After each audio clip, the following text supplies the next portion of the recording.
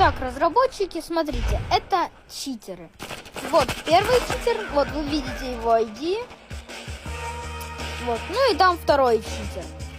Понятно? Забаньте их, пожалуйста.